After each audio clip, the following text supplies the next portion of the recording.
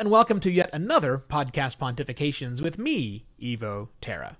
If you're watching this on video, this is not a podcast. This is a live Facebook video, or some other video place, where I talk about podcasting. If you want the podcast, just the meat, go to podcastpontifications.com, where you can get all 96 episodes. Let's talk about seasons in podcasting and why I honestly think they can be a very good idea. But since this is entitled In Defense of Seasons, I should explain what I mean. A season, or a mini-series as it's often called, means a set number of episodes that are produced, and then the producing team, take a break. So a season is also defined as a limited run. Lots of ways you can think about this. And I think in many cases, seasons can be good. And I want to spend the bulk of today talking about the specific use cases when seasons, miniseries, self-contained packages is a great play for a podcast. But first, I need to make sure that you understand what I'm saying here. And that is that if your plan is just to do a regular, plain, everyday interview show, which is the most common format of shows you see in the podcasting world these days, you, a microphone, your friends, guests, whatever, round-table-y type stuff, just regular stuff, seasons aren't probably going to work for you. If you just want to produce the normal, average thing that's out there, what some of those are fantastic, then seasons probably aren't the case for you. Where seasons work really well is when they are done with intent and forethought. If the idea of seasons is appealing to you just so you can take a break periodically, well, that may not be the best reason for a season. That rhymed. Seasons for my clients are a really good idea, even though most of them don't do it right now. I'm not going to talk about why not doing seasons. We're going to talk about the positives of seasons. Seasons are great when you have a self-contained thing or series of things you want to talk about. And for business podcasts, most of my clients, I think seasons are a gloriously great idea that I hope many of my clients switch to in the future. And that is when we've got a set number of things or a set style or a set line of products, whatever it happens to be, when you can just seasonize it. You can just do 10, 15, 20, 6, whatever the right number is of episodes, and be done. And be done.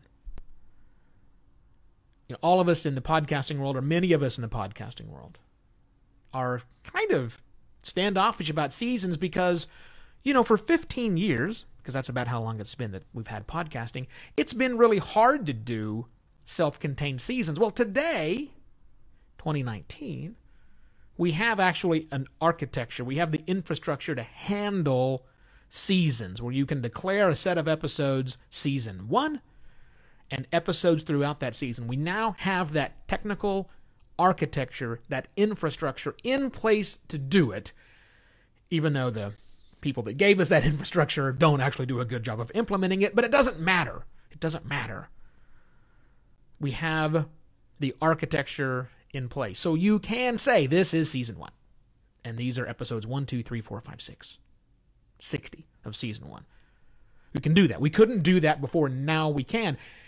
And I think smart podcasters who want to do something more than just emulate what they did when they were on the radio, and this is coming from a guy who used to be on the radio before he was in podcasting. That's the advice you're getting from a lot of people, have old radio people talking about radio ways of doing things. So we have the technical architecture now. We also have now a culture where we're used to the Netflix binge model, where everything is oftentimes available at once, or available for 10 episodes and it goes on pause until the next thing comes around. That wasn't very popular not long ago when podcasting started. We want to embrace all these no appointment type content production.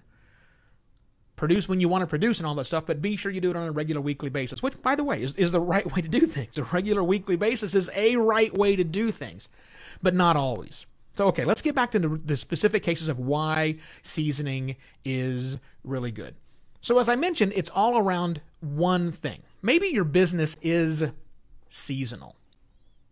Maybe it is. Maybe you are someone who's running a resort on a small island in Thailand. I've had clients, not podcasting clients, I've had clients who have done this.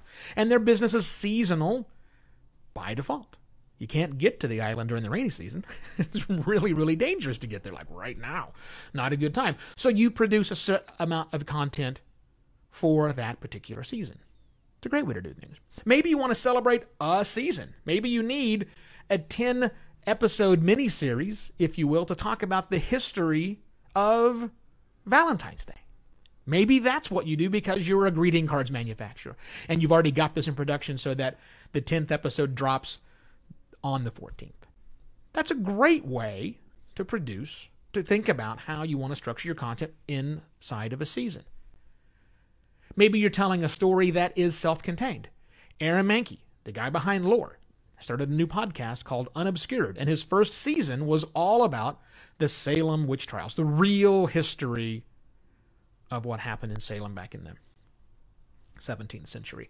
And it's fascinating, but it's over inside of that. And these episodes are long. They take 45 minutes to tell, and there's, I don't know how many of them. There's a long time, and it's done, and it's over.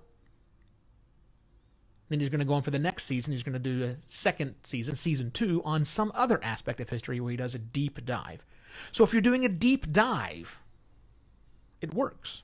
Seasons can totally work for you. Again, where they don't work is when you're just doing it because it's convenient for you. That's not necessarily the best way to do a season, although, if I'm honest, that's how I do seasons. But don't, as I've told many of my clients, don't do what I do what I say. Yeah, if it's just for you to make it easy, then that may not be the best reason to do a series. But this is podcasting. We can do whatever we want with this medium. And again, if I just want to do a standard basic interview show and hope to get really popular, or maybe I've got a show where I've found a way to make money for me, it's a cash cow. When I put an episode out, I make money on the other end, then I'm not going to take a season break. But for a lot of people, that's not why we're doing this. We have other sorts of business opportunities that we get from podcasting. We make money because of podcasting, not directly from the podcast itself. So in those cases, many times it's better to do a self-contained set of episodes. Now, should you do those ahead of time, or should you do those in a linear fashion? I think that's up to you. Ideally, you would do it all ahead of time. Just like you should not write your book and release it as you go because you need some professional editing when you're done. Same thing. If you're a business, you're not going to do your annual report on a piece-by-piece basis until it's done because you've got typos, you've got other kinds of problems. So yes, clearly I think you should be recording all of your stuff and producing all of your content, or as much as you possibly can, in advance. That makes for the best season. Of course, you don't have to do that. That's just what I would recommend that you do. Also, last thought. Now that we have this technical architecture in place, we're going to see, I believe, more apps and more devices start taking advantage of this technical architecture. For those of you perhaps, who are creating seasons and tagging your content appropriately, I think we're now at the point where people will start taking advantage of that and making it available, opening up to brand new people who've never listened to podcasts because they don't want to commit to every single week, every single time. Anyhow, that's what I think. There are good business cases for seasons and miniseries. If you have questions about that, want some help, I help. Oddly enough, it's what I do. Go to podcastlaunch.pro to see how I help my business clients. Email me, evo@podcastlaunch.pro, and let's talk about working together. But I'll be back tomorrow with yet another Podcast Pontifications. Cheers!